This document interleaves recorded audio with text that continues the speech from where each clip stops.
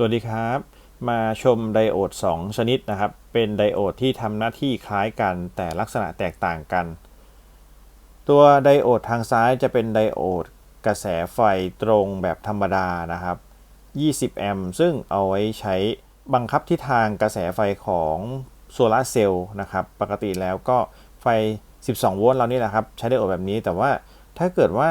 กระแสไฟเยอะๆใช้ไดโอดแบบนี้ขวางเนี่ยมันมีการสูญเสียไฟนะครับก็คือโวลต์ตกคล่อมตัวเนี้ยประมาณ 0.7 โวลต์นะครับถ้าเกิดไฟ12โวลต์เนี่ยอุปกรณ์เราก็จะได้รับแรงดันที่มันผ่านไดโอดไปแล้วนะผ่านไปหาอุปกรณ์ของเราลดลงไป 0.7 โวลต์นะครับมาชมง่ายๆเลยผมจะสาธิตนะครับเพื่อให้เห็นความแตกต่างผมจะเปรียบเทียบให้ชมโดยที่ใช้อะแดปเตอร์ตัวนี้เป็น 12.2 โวลต์นะครับผมจะต่อไฟแบบปกตินะครับถ้าต่อไฟแบบปกติไม่ผ่านตัวไดโอดนะก็อุปกรณ์เราก็จะได้ไฟ 12.2 โวลต์นะครับ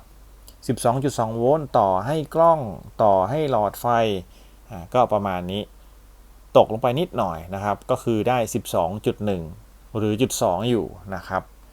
พอเรามาใช้ไดโอดนะครับผมจะสาธิตโดยการจับแตะเลยนะไฟ 12 โวลต์ไม่น่ากลัวและไม่อันตรายด้วยนะครับผมจะบังคับทิศทางปกติแล้วถ้าเรากลับขั้วนะกลับขั้วแบบนี้นะครับไฟมันจะไม่วิ่งเลยเนี่ยมันจะไม่ทำงานเลยนี่คือหน้าที่ของไดโอดคือล็อกไฟนั่นเองนะครับพอเรากลับได้ถูกต้องไฟจะวิ่งจากดำไปหาขาวนะครับโอเคแตะเลยเนี่ยครับสังเกตดูโวลต์จะเหลือแค่ 11.6 นะครับ 12.2 เหลือ 11.6 หายไป 0.6 เลยนะครับ 0.6 หรือ 0.7 แถวๆนี้เลยเห็นไหมครับจากเดิม 12นะครับ 12.2 หายไป 0.6 ผมรู้สึกว่าเยอะนะถ้าเทียบสัดส่วนกับ12โวลต์ปกติแล้วถ้าเกิดว่าอุปกรณ์ของเรามันตัดเวลาที่แรงดันต่ำๆโวลต์ต่ำๆโวลต์ประมาณ 10.5 หรือ 10.2 อย่างเงี้ยครับอุปกรณ์ของเรามันก็จะหยุดเร็วกว่าปกติเพราะว่ามันได้รับแรงดันหลังจากผ่านตัวไดโอดไปแล้วต่ำลงนั่นเองนะครับจริงๆควรจะได้สมจริงนะผมก็เลยมีตัวนี้มาเปรียบเทียบให้ชมตัวนี้เป็นไดโอดธรรมดานะครับทางซ้ายมือส่วนทางขวามือเป็น Ideal Diode จะสูญเสียความต่างศักย์แล้วก็สูญเสียพลังงานน้อยลงนะครับโดยหลักการทำงานของ Ideal Diode ก็คือเขาออกแบบมาให้ไฟขาเข้าตัวนี้เป็น V-in นะครับ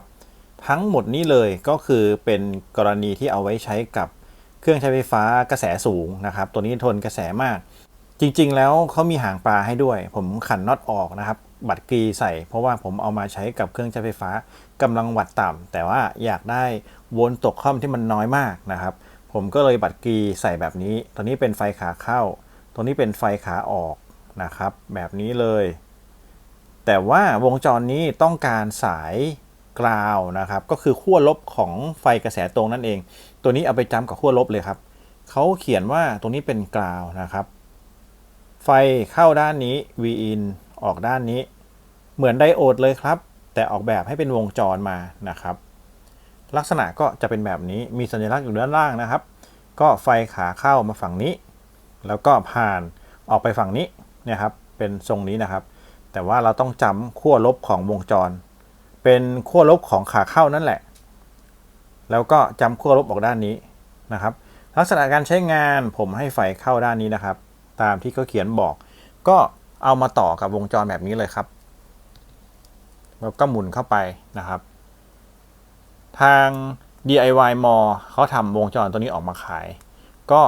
ใช้งานได้ดีครับผมทดสอบแล้วนะครับจริงๆผมก็ได้รับคำแนะนำมาจากท่านอื่นอีกที่นะครับรู้จักกันเขาแนะนำมาว่าวงจรนี้สามารถใช้งานได้ดีสูญเสียความต่างศักย์น้อยมากนะครับแล้วเราก็จะเอาขั้วลบตรงนี้มาจริงๆขั้วลบตรงนี้ก็คือขั้วลบออกไปหาอุปกรณ์เรานั่นแหละนะครับก็เอามารวมกันแล้วก็จิ้มเข้าขั้วลบของไฟขาออกทั่วๆไปนี่แหละนะครับโอเคเรียบร้อยขั้วลบต่อให้กับ Ideal Diode เรียบร้อยแล้วนะครับตามนี้นะขั้วลบแล้วก็ขั้วลบออกมาแล้วก็ทั้งบวกและลบเนี่ยคล่อมด้วยซูเปอร์คาปาซิเตอร์ ตัวนี้16โวลต์2ฟาราดนะครับเพื่อที่จะสำรองไฟให้จ่ายกับอุปกรณ์โหลดเราได้ระดับหนึ่งระยะหนึ่งนะครับจริงๆผมถอดออกหมดแล้วนะแต่ว่าตัวที่เห็นเนี่ยไฟมันออกมาจากซูเปอร์คาปาซิเตอร์ตัวนี้ยังมีไฟอยู่นะครับเรามาทดสอบกันผมจะต่อไฟฝั่งเมนเนี่ยเป็นไฟที่มาจากอุปกรณ์ตัวนี้นะครับตัวนี้เป็น DC UPS ผมก็เปิดปิดตามนี้เลยนะครับก็เปิดนะครับมาแล้วครับตัวนี้นะครับปิดเปิดนะครับแล้วก็ไฟซึ่งเป็นไฟสำรองผมจะให้มาจากอะแดปเตอร์ไฟบ้านสลับกันนิดหน่อยนะครับเพราะว่าเวลาใช้งานจริงผมจะให้ไฟหลักมาจากโซลาร์เซลล์เป็นแบตเตอรี่จากโซลาร์เซลล์นะครับมาทดสอบกันผมจะปิดฝั่งไฟเมนก่อนนะครับตอนนี้ไฟที่เข้าก็คือมาจากอะแดปเตอร์ไฟบ้านนะครับสังเกตดูเขาจะมีการปรับจูนตรงนี้เล็กน้อยโวลต์ตกค่อมก็จะไปปรับให้เท่ากับอะแดปเตอร์ไฟบ้านนะครับจริงๆเท่ากับ 12.2 นะครับเดี๋ยวเขาจะลดลงไปเรื่อยๆแล้วไปนิ่งที่ 12.2 นะครับมาดูโวลต์ตกค่อมกันผมจะใช้มัลติมิเตอร์ตัวนี้นะครับอ่านค่าตรงนี้ดูนะแล้วก็เราจะวัดโวลต์ตกค่อมครับโวลต์ตกค่อมของ Ideal Diode นะครับฝั่งนี้จนถึงฝั่งนี้สังเกตดูครับตอนนี้กำลัง discharge เพราะว่าไฟลดลงนะครับเขาจะ discharge ลดลงเพราะว่าตอนนี้ไฟมันเกินอยู่นะครับไฟฝั่งนี้ที่เป็นซูเปอร์คาปาซิเตอร์มันเกินจากอะแดปเตอร์นะครับโอเคจะสังเกตว่าไฟตกคล่อมของตัว Ideal Diode เท่ากับประมาณ 0.07 นะครับก็คือตีง่ายๆ 0.1 โวลต์นั่นเองไม่ถึง 0.1 ด้วยนะครับโวลต์ตกคล่อมตรงนี้ค่อนข้างน้อยนะจะเห็นว่าปกติแล้วที่ผมเคยวัดตัวเนี้ยอะแดปเตอร์ของตัวนี้นะครับเดี๋ยววัดให้ดูนะอะแดปเตอร์ที่ถอดมาจากไฟบ้านตัวนี้เราเอามาเช็คที่ปลายทางเพื่อให้เห็นชัดเจนนะครับผมก็จะถอดวัดให้ดูเนี่ยครับ 12.2 โวลต์นะครับผมก็เอาอะแดปเตอร์ตัวนี้มาต่อให้กับตรงนี้นะครับแล้วไฟก็จะถูกจ่ายผ่านมาทางตัวนี้นะครับแล้วก็มาเข้าตรงนี้นี่นะครับเหลือ 12.1 หมายความว่าสูญเสียความต่างศักย์ไปกับตรงเนี้ยไม่ถึง 0.1 ด้วยนะตามนี้นะครับ 0.07 ค่อนข้างดีเลยครับถ้าเกิดเราใส่เป็นไดโอดตรงเนี้ยจะสูญเสียค่อนข้างเยอะกว่านี้นะครับเพื่อเปรียบเทียบให้เห็นภาพชัดเจนผมเอาตัว Ideal Diode ตัวนี้ออกมาผมใส่เป็นไดโอดธรรมดาเข้าไปนะครับตัวนี้เป็นไดโอดโซลาร์เซลล์นะครับแล้วก็ผมพยายามที่จะใช้ไฟผ่านตัวนี้เพื่อให้ประจุที่อยู่ในตัวซูเปอร์คาปาซิเตอร์มันลดลงนะครับคราวนี้เดี๋ยวผมจะถอดตัวนี้ออกเพื่อวัดให้เห็นชัดเจนแล้วก็ผมจะเปิดให้ไฟอะแดปเตอร์บ้านเข้ามานะครับจริงๆควรจะเป็น 12.2 นะครับแต่สังเกตดูเขาประจุเข้าคาปาซิเตอร์ตัวนี้ก่อนนะครับสังเกตดูครับตัวนี้โวลต์ที่โชว์ต่างจากเดิมที่เป็นอะแดปเตอร์บ้าน 12.2 เหลือ 11.6 นะครับ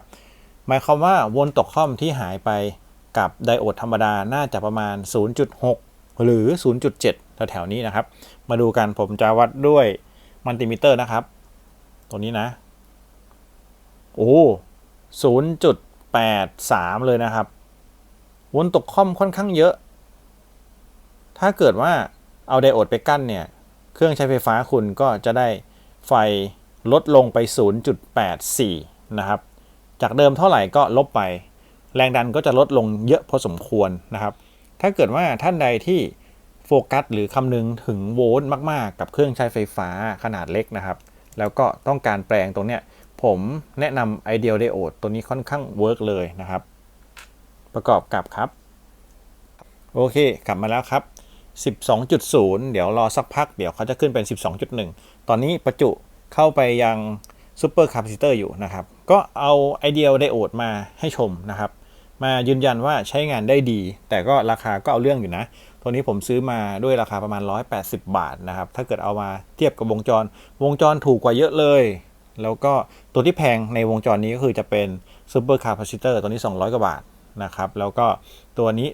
180นะครับสำหรับท่านใดที่กำลังมองหาไดโอดที่โวลต์ตกค่อมน้อยๆก็แนะนำตัวนี้นะครับผมจะใส่ลิงก์ไว้ให้ใต้คลิปสามารถสั่งซื้อมาใช้งานได้